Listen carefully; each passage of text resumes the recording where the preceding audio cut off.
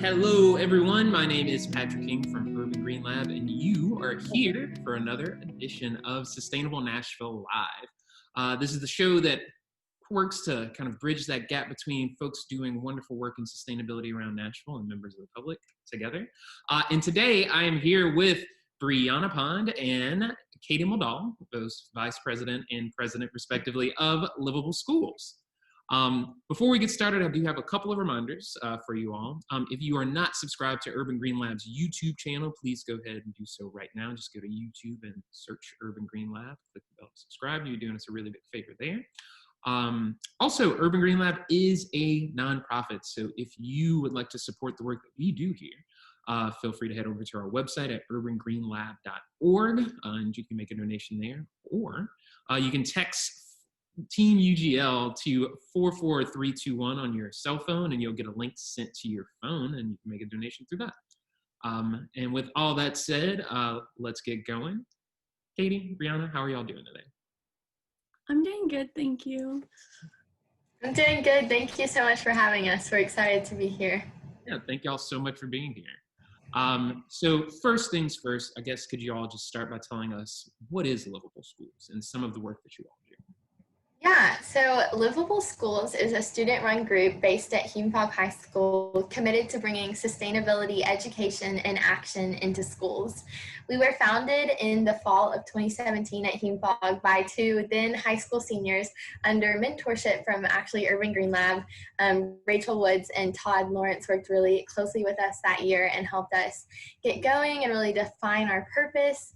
And so we were founded and kind of designed to help encourage youth getting involved in action relating to the climate crisis and the environment, and to also empower young leaders and help people find the environmental issue or thing that sets their heart on fire and that they're really passionate about and excited to learn more about. So we do that through lots of different ways, sometimes through advocacy, sometimes through projects at our school. We love to volunteer in the community whenever possible. And right now we're doing a lot through social media. We're on our fourth year, so it's been really, really cool for me to, over the past 4 years, get to see how this program has grown and changed. But yeah, that's a little bit about Livable Schools. And then regarding COVID, this school year, we are online at least until January. That's what we've been told by our school system. So Katie and I, early on, we met on Zoom during the summer, and we started planning out the school year because we knew that we wanted to get like right back into it as soon as the school year started. So we have our group meeting on Zoom every week on Thursdays, and where we like update with what's going on, and we work on our projects, which we'll get into later. And also a big thing we've been doing this year is using our social media, like our Instagram. We're really trying to grow that. And someone in our leadership team, Elizabeth, she's running that. She makes the coolest designs and the coolest posts. And on that, we just like share sustainability tips. So that way we can like reach other people that don't just go to our school or that club. Yeah, that is awesome. I'm really happy to hear that you all are on top of being proactive over the summer, like just being very active right now in the present. And if you don't follow Livable Schools on Instagram, please do so, because they are not embellishing anything. These graphics are really, really cool. And I guess we'll start with you, Katie, for this next question. Could you tell me a little bit about yourself and how you got interested in sustainability? And then Briana, same question to you. Yeah. So I joined Livable Schools my freshman year of high school. Went to our summer orientation for Hume-Fogg, and I had my friend Grayson Peters, and he was giving a presentation about his new club, Livable Schools, and I was like, this is so cool. I saw these upperclassmen with this incredible idea, and they were like, it's our first year, we're gonna figure it out as we go. They had people from Urban Green Lab there, but I was like, this is so cool. So I got involved my freshman year and was just in absolute awe of their leadership and the way they networked with the community, and the fact that they had these ideas, but adults would listen to them, and adults like cared enough about them. Rachel from Urban Green Lab and Todd cared enough to come every week to our meetings and all of that. So that was really cool to me to see their leadership, and that really inspired me to see them making a difference. And so that's what got me interested in sustainability, because while I was just in all over there, like, wow, they're so cool and they're doing these great things, I got to learn about learn a lot about the earth, the environment, and sustainability, and ways that we could all help make the earth more sustainable. And so that is really what got me interested in sustainability, was seeing them. And then also, I mean, Rachel Woods had an incredible, I mean, I still think back to like people who've definitely shaped my life forever. And Rachel is one of those people. And she introduced me to like sustainability education and a career as a sustainability educator in a whole new lens. I never in my life imagined that like you could have a job doing something like she did at Urban Green Lab, teach people about, of all ages, like from kindergartners to adults, about sustainability and how to live sustainably in such engaging and fun ways. And so Rachel really, really inspired me in regards to like future career paths. And so that was really, really sparked my interest too. And then now I'm also interested in life sciences and that sort of thing. So I'm getting to take AP Environmental Science this year. And so that's been another like really fun refresher of my interests, and also just like like an introduction to a different part of sustainability. Like I think sustainability is a very broad, big term. And so something we try to really encourage is like exploring all of that umbrella and figuring out like the part that really speaks to you, because we need people like on fire about all these different facets of sustainability, whether that's fast fashion, recycling, you know, you're into veganism, that sort of thing.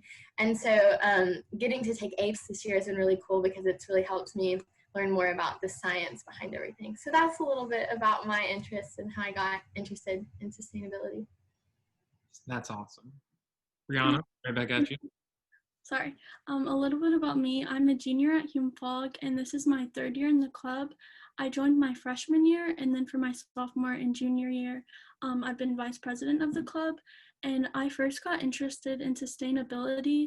It was like the summer after my 8th grade year leading into my freshman year, because I had just gotten Instagram and like all my friends are posting on their stories stuff like about the environment, and it was mostly like about animals that were being harmed in the ocean, and also just like how in 2050 that was like if we didn't change the way we were treating the earth and like all the damage that was caused, it was kind of going to be irreversible. So I was definitely a little scared, and I was like, whoa, okay, I need to like learn more about this and start making a change. And then so I came to HumeFog, and we had these like clubs, these clubs that we could join.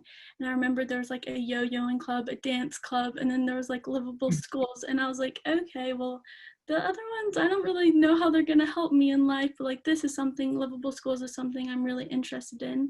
So I ended up joining, and Katie was vice president at the time, and then the president, Sarah, they were just so welcoming. And I ended up learning a lot of stuff about sustainability that I hadn't learned before, and I ended up getting hooked. I remember like I went home and I realized that my family and I, we weren't recycling. So I was like, Mom, Dad, we need to start recycling. And like to my friends, I wouldn't shut up to them about that.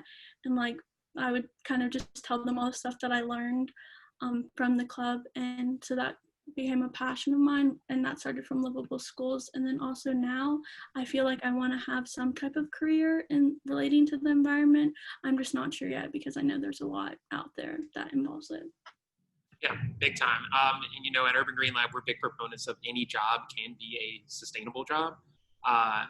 We can talk about that more later. Those were beautiful answers, y'all. Thank y'all so much. It's really inspiring just how, you know, you've all just kind of had like a little bitty taste or a dip into the sustainability bucket, and then you just jump in and you see how Katie, how you said, is kind of so many things. It's just sustainability is a broad umbrella term that a lot of things fall under. So it's really interesting to hear y'all say that. So next up, you mentioned this earlier with you know, the social media things y'all been doing lately, but what are some other things y'all have done historically with this group, and some stuff y'all are working on presently? Yeah, I'll start that one off. So thing I think that's really cool about Livable Schools is that when I say each year is different, each year is so incredibly different because, you know, the thing about being in high school is that we have a big group of graduating seniors every year. So we have almost an entirely new group every year. We'll have about like 6 or 7 or 8, maybe sometimes 10 that stay over. But a lot of the time we're like starting with a new group every year because we always get lots of freshmen. We get sophomores who maybe didn't hear about us our year before. So every year has been incredibly different and incredibly like beneficial. But that's been one of the coolest things is that we always focus on years, like the year's groups. So we send out surveys and are like, what are you interested in? What do you want to learn more about? What do you already know a lot about that you want to share with your group? And so that survey we send at the beginning of the year always kind of informs what we do. And so each year we have different interests. And so my freshman year when Grayson and Alex founded the club, we focused a lot with Urban Green Lab on establishing us as a group, kind of figuring out what our mission was and what we wanted to do. And really networking with local community groups. And that was so cool for me to see like, wow, like these nonprofits really want to get to know us and we can go to Earth Day like festivals and talk to them and they'll like be willing to come speak to us. And so that year we were learning a lot about like leadership and how to effectively run a club and that sort of thing. But then the next year, my sophomore year when I was vice president, we focused a lot on food waste and recycling. We actually did HUMFOG's first ever food waste audit in the fall. And we partnered with the Tennessee Department of Environment and Conservation for that. And that was incredible. We had about 1/3 of our student body participate in that during a lunch period. We got really great data from that. And we also got to talk a lot that year about food waste and why food waste, being mindful of our food waste was so important. And we tied that into food inequity and environmental justice a little bit. So that was super cool. And then we also did a recycling audit. We had really, really messy recycling at HUMFOG. And recycling's hard because, you know, we're all busy. We're like rushing between classes and there are all these bins and they're not clearly labeled sometimes. So we spent a lot of our time that year working on labeling our recycling bins properly and talking about like, you know, we can have 5 of us doing really great recycling, but if the rest of us aren't, like it kind of is ruining it for everyone. So kind of talking about group responsibility in regards to that. And then also like talking a good bit about we can recycle all we want, but like we really need to be minimizing our waste. So we talked also about like more sustainable and affordable options where we can just minimize our waste in the first place. So that was kind of our sophomore year. Briana, do you want to talk at all about what we had planned for last year and what we're doing this year? Yeah, so for last year, we really wanted to focus on delegating more and making sure everyone felt comfortable sharing their ideas and that they were heard. So we split off into committees and they were kind of like interest-based. Everyone had like similar interest. And from that, we got a lot of really cool ideas shared. We had the idea of a clothing swap, a vegan bake sale, a veganism panel, and then an Earth Month sustainability challenge. And so we started planning that out and getting it all ready, but then unfortunately like everything with COVID happened and school ended up getting shut down, so we couldn't do any of that. But we were able to do our Earth Month sustainability challenge, and for that it was like all of April. There was a challenge for each day, so it was maybe like use a reusable straw or make a vegan meal and stuff like that, and we used our social media to promote it. And we had members of the club do it, and they would like post a photo of what they were doing, and also just other people that had seen the challenge. And then for this year, we've split off into 4 groups, again, kind of like last year, based off people's interests. And so for this year, we have another vegan group, but this year we're focusing on coming up with our own like vegan cookbook and sharing that. Yeah. Exciting. And then we also have a composting group, which is focusing more on like food inequity and how food waste is related to that, and just like the importance of reducing food waste, both ethically and for the environment. And they're also just learning more about the science behind composting and how composting helps, because we had a lot of people that were interested in learning how to compost. We also have a group that's more interested in fast fashion, so they want to understand the impact on unethical business practices and alternatives that are available to fast fashion, such as like thrifting or just slow fashion companies. and just becoming more aware of like the money that we're spending and the power that we hold with our money. And so for that, they're thinking about doing like a socially distanced clothing swap within our group, and they're also using their Instagram or our Instagram to promote it, which so are all the other groups. And we also had a lot of people that were interested in like sewing. So like whether that's like sewing masks or just like repairing clothing. So they'll probably do things that are related to that. And then we also have a group that will be continuing the Sustainability Earth Month Challenge. So just like improving that. And also this was an idea from our last year, but we wanted to do like a sustainability like fair at our school to have like companies come and just talk about sustainability and what they're doing. So hopefully if we end up going back to school at the end of the school year, we'll be able to do that. That sounds awesome. I really hope you were able to do this fair as well.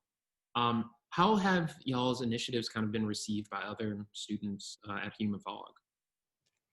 Yeah, so I mean, I love HumeFog and I love the HumeFog students, and I feel so grateful that we get to lead at a school where students are really receptive and students are really willing to be challenged in the ways they've been doing things and in their thoughts and their ideas of the world. But also students, like they want to learn, they care. So we're really lucky to be at a school where everyone's really supportive of our work and really wants to be involved. I mean, it's kind of funny, like this year, it's almost like we have so many people. We have a group of about 40 this year, virtually our biggest group. And that's been like crazy and so magical and fulfilling, but also like, whoa, there's so many people and so much great energy that we got to find something to do with. But my point in all of that is that everyone's so receptive and that's so great.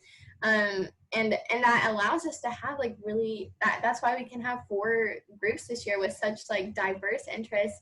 And I also think like our project groups are right now only through this semester because we don't know, so that's our plan through December, and then who knows what's going to happen in January. We might have some in person, some online, so that's going to change everything. But we have so many interests in the group, so in order to kind of continue, I go back to the umbrella to continue to allow like exploration of like what is the part of sustainability that you're passionate about. We started doing something this year called roundtables, which Briana's going to talk a little bit more about it in a minute if you're willing, Briana. But basically the idea is that we want people to have the opportunity to be educated on all these issues and school-wide, even if they're not our project issues. So that's one thing that's been really cool to watch develop this year. Briana, do you want to add anything about the roundtables? Yeah, so our roundtables are a school-wide opportunity, and so far we've had 2. Our first one was on fast fashion, and then our second one was on like being vegan and like being vegetarian.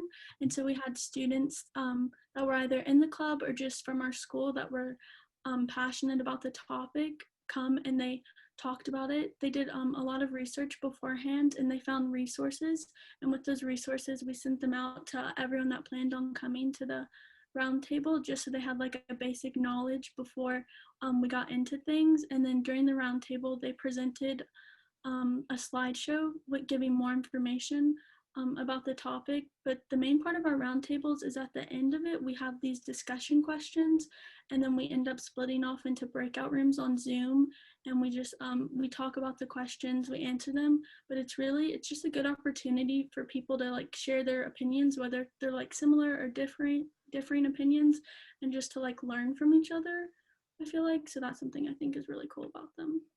Yeah, we're a big fan of the roundtable format at Urban Green Lab, so it's really happy for me to hear at least that it's effective for you all as well. Why do you all think it's important to bring sustainability education into schools?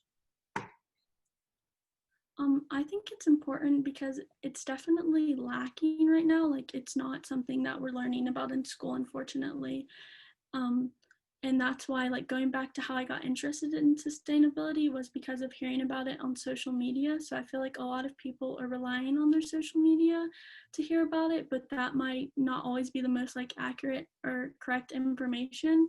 So if we brought more sustainability education into schools, I feel like it be more accurate, but it would also just reach more students. And I think it's important that this is something that we're learning about, especially while we're young, so that we can like implement it into our lives and like our future families. Yeah. Totally. And I also think like nature and the environment supports everything. I mean, the nature has such a cultural significance and an environmental significance and also an economic significance. And I think it's easy to forget how interconnected everything is, and how that when the earth is harmed, like life as we know it is also harmed. I love Nicole from Urban Green Lab was once telling me about the people, planet, and profit model. And I just think that's so impactful because it reminds us of how interconnected all of our actions and all of us and the earth really are. And I think having that mindset, or kind of being able to understand that mindset, is really, it makes environmental issues more personally important to you, and it helps you realize like the relevance of these environmental issues we're talking about and your actions in your own life. And so I think that's really important, and that kind of sustainability education in schools is really important and needed, because then people are going to understand not only specific environmental issues, but they're also going to get a better idea of like the big picture and the significance for years down the road, and how this could impact like my grandchildren one day and their grandchildren and that sort of thing. And so I think sustainability education really gives people the knowledge to become empowered about these issues. I think if anyone was presented with the information that sustainability education brings, they'd really care. But I think not enough people are having it presented in a way where, one, they can understand it and they can also trust the sources that they're receiving it from, but two, they're also given space to really like ponder and question and discuss the relevance to, you know, their lives, but also, you know, life as a whole as we know it. And so I would love to see more of that in schools. And I also just am so grateful for the work that you all do in the community and bringing that in. I mean, I think it's so unique and important, and I'm grateful that we have you all in Nashville doing that hard work. Well, thank you for that, Katie. We're happy to be doing that work. And I think you put it very succinctly. You know, sustainability education gives folks that ability to learn more, but also gives them the ability to kind of do some systems thinking and look inward on themselves and see how it affects their lives, but not only their lives, their communities, their cities, their countries, their world regions, all of that. Yeah. So how do organizations and groups like Livable Schools contribute to making Nashville a better place? And I mean, just hearing Briana, like earlier, talk about her journey with Livable Schools, I think hearing that, like that is always my biggest goal with Livable Schools, is to help empower my peers and empower other people to discover what makes them excited, and to help provide them with opportunities that allow them to do that. And I think when kids, I mean, I say kids, but like I'm a kid too, but like when we have the opportunity to be exposed to all these different really great things and these nonprofits and these speakers and these opportunities for leadership, I think we're developing more empowered leaders and engaged citizens. And what I'm seeing out of this group every year is that we have people that are really excited to make a difference and really dreaming so boldly of a better future and a more sustainable future.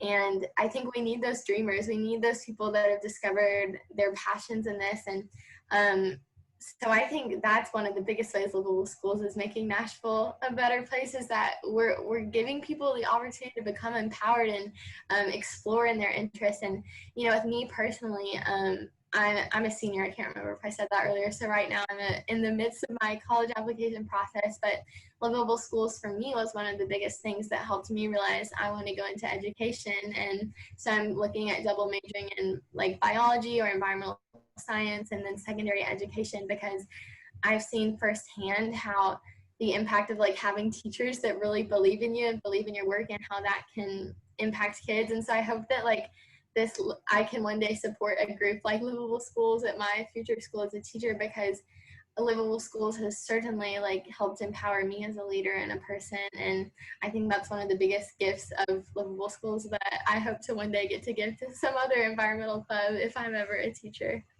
Yeah. I totally agree with what Katie said. Something to add on that I think is, I think it can be very overwhelming to just like know where to start with everything relating to sustainability.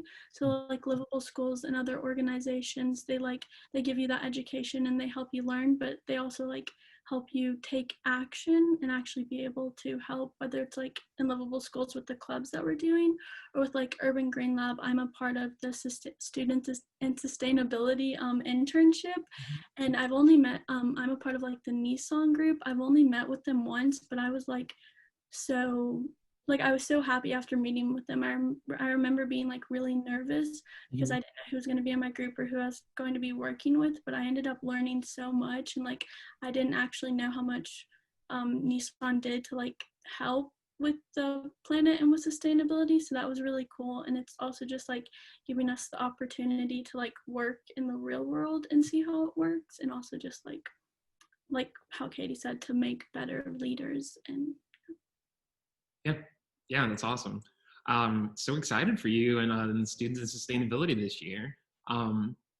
Actually, I'm going to ask you something about that in a bit. But my next question here is, how has outreach been going with other schools? Are there any other livable school clubs in Nashville at the moment? I know it's kind of hard right now with everything that's happened with COVID, but Yeah, so most of what we do with other schools now is just like talking with them and idea bouncing. And it's not the, I'd say it's not the core of our mission right now, but one of our most core values and assets that we hold closest to our heart always is collaboration. And so we are always looking to connect and collaborate with other schools. We have got to go speak to like middle schoolers before, which is really cool. And that was also what helped me realize, like, oh my gosh, I love teaching, because I got to like sit up to a class of, or stand in the front of a class of middle schoolers and like teach them about sustainability in our work. So yeah, collaboration with schools, you know, we're always open to it. We're not like spearheading it anymore, like, hey, let's have a local schools council there. But what we are always looking for is like other environmental clubs who are doing the same work as us, and to share ideas and collaborate in that way. And then also we're always so happy to, like, I think hearing from other people who have done what you're trying to do before in some way can always be helpful. So every now and then we get to do that. We actually have a call at another high school coming up in a few weeks where we're just going to tell them about what we've done, because I think that's really always inspiring to hear, you know, like, oh, you're not alone. Like, we're all fighting the same fight, but from different schools. So that's kind of where we are with like other schools now. But in regards to the future of livable schools, I mean, I would love to have livable schools councils at other schools one day. It's just hard when we're high schoolers and there's no like station person, if that makes sense, to kind of like stay as the contact person for all the schools more than 2 years. But maybe one day, you know, I'll come back, teach at Hume Fog, and I'll be there for years, and then I can take that on as a teacher and help, you know, facilitate that. yeah, fingers crossed. Briana, is there anything you wanted to add there? I think Katie covered it all. Okay, just making sure.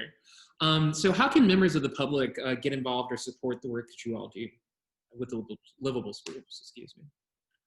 Definitely follow us on Instagram. Like you mentioned earlier, it's just at Livable Schools, to help us grow our social media, and also just by sharing your post on sharing our post on your stories, just so other people can see them and hopefully learn from them.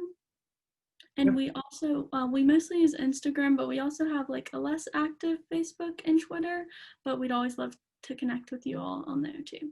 Okay, and I'll be providing all those links in the comments section so people can just click and follow you all. Thank you. Yeah. And then I'd add, we are always looking for guest speakers and to connect with nonprofits or volunteer opportunities or whatever. We are just so, you know, we're not sustainability experts. We're just people who really want to learn and help, you know, provide educational opportunities for ourselves and for our club members. And so we're always looking for people to come speak to our club, or people to, you know, let us hear about what led them on their sustainability journey. And really, like, anything related to sustainability is on the table. So if anyone watching this is ever interested in coming to talk to some excited high schoolers about, you know, their sustainability path or what they're doing, or has volunteer opportunities, that is always a really great way to support us. All right, noted. So Katie, you mentioned that you're a senior and like your plans for the future. You're currently applying for, you know, different colleges and things like that. Is there any work that you've been doing to kind of ensure that Livable Schools lives on after you graduate? Or, I mean, you already have 40 people in the club this semester, so it seems like things are chugging along. Yeah, so we've actually spent a lot of time talking about this in leadership meetings because I have been with Livable Schools for the past 4 years since we were founded. So no, it's bittersweet. Like in a way, it's really sad for me because I mean, I love Livable Schools and I love this work. But so we typically in years past had had a leadership team of two, a president and a vice president. And knowing that I was graduating this year, we now have a leadership team of 4. And one of the roles is designed for a sophomore because we always want to make sure we have some kind of underclassmen in a leadership position so that they can like kind of get experience and learn the ropes. And so we have a really awesome sophomore, Issa Cruz, serving in that position right now. And she also helps spearhead our roundtable discussions and work with our underclassmen to make sure they're feeling engaged. But so that's one thing we do. And then also with Livable Schools, I mean, this is something kind of silly, but we all email off of our personal emails, but then we have a Livable Schools email. Mm-hmm. And we see all of our emails to that because it's kind of like a historical document almost if you log into like the email, and like I can see emails from 2017. And so if I'm like, oh gosh, like my freshman year there was this speaker from like Music City Center, I can like go back in the email and find it. And so that's just one of the ways we try to keep it going. And then we're really fortunate to have a club sponsor at HUMPOG. Our teachers at HUMPOG are incredibly supportive, and our administration is incredibly supportive. And so the teacher can also kind of act as a little bit of the glue, but I have so much faith in the group we have in Briana and our leadership right now. And so I can't wait to see what happens when I'm gone because I just know that Livable Schools has such a bright future once I graduate. Yeah. And, Briana will still be there as well to kind of carry that torch. Yes. Yeah, and Briana, I actually have a question for you. You mentioned that you were in the Students and Sustainability Program. And for folks who don't know what that is, Urban Green Lab Student and Sustainability Program partners high school juniors and seniors with green teams here in Nashville. Briana mentioned you were with the Nissan Green Team, correct? Mm-hmm. What's maybe one or two things you're like most looking forward to getting out of this program? Well, we get to, like you mentioned, we get to meet with their green team, which we haven't yet. We've just had like our little like introduction, and I've met one person of the team. But like how I said earlier, just from meeting with her once, I already learned so much, and I was definitely like shocked in a good way with everything that they were doing, and I thought it was really cool. Mm-hmm. And so I'm just excited to work with like adults and also just like a big company, and hopefully be able to help them reach more with like everyone that they're educating, because I think that'd be really cool. And also like how I mentioned earlier, how I want to like do something in the environment whenever I'm older. I'm just not sure. I think this would be like a good way for me to figure it out maybe. Yeah, no, for sure. I think it's a really cool opportunity, and I'm happy to hear that you're like, really appreciating that. And I only wish that I had this opportunity when I was in high school. So it's really awesome to hear. And for the both of you, I have only one question left.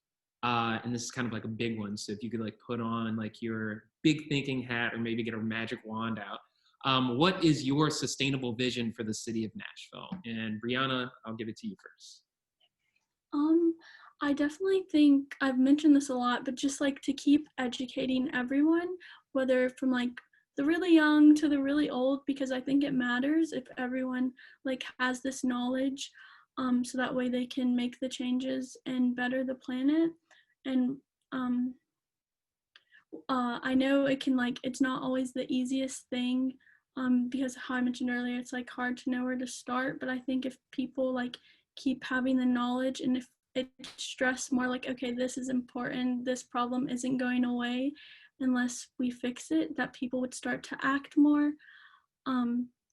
And also, sorry, losing my train of thought like I mentioned earlier, but hopefully if people have like the knowledge and tools, they'll want to I guess just help more, because I know people, we can be a little lazy, I feel like. So just making it like, I guess, the clearest and simplest way to get more people to help, and also especially just like relating to waste, because I know like Nashville's landfill is filling up, and so that's something that's like really scary. So I think if we brought more attention to that and just gave people the tools and knowledge that they need to like, so we can start like eliminating the waste that we have, whether that's just from like the grocery stores or other stores that we have, and also to like, I guess, rely less on recycling, because I always thought I thought it was a lot more effective than it actually was. Like, I didn't know how not that much of the stuff actually gets recycled, and it's not like properly recycled.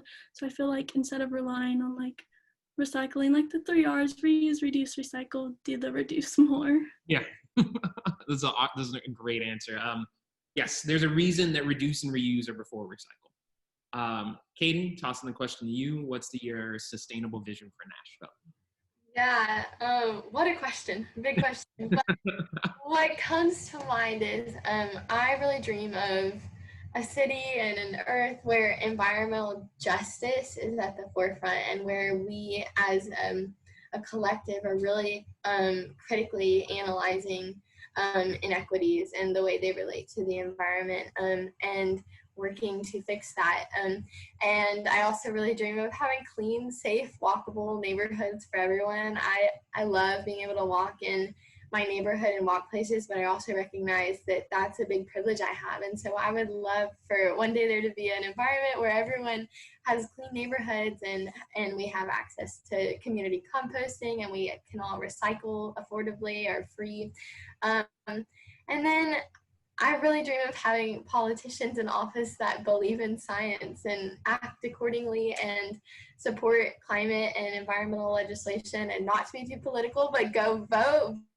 Is coming up, and I think voting is so impactful on the future of our environment and what happens to the earth. And I think, you know, we can do a lot in our individual lives, but really, like, by electing politicians that support environmentalism and are working to make our earth cleaner and that sort of thing, that can really make a difference. And so I dream of that one day. And yeah, I just think like more sustainability education would always be great. And so I dream that like the incredible experiences I've got to have in my high school career, and the things I've got to be exposed to from Urban Green Lab and from my experience with Livable schools, I just wish that was more universal, because I mean, I think it's life-changing, and I wish that all people could have those opportunities and be exposed to this information and this issue, and be given like the empowerment to care. And so I think that would really impact, you know, how sustainable our city is one day.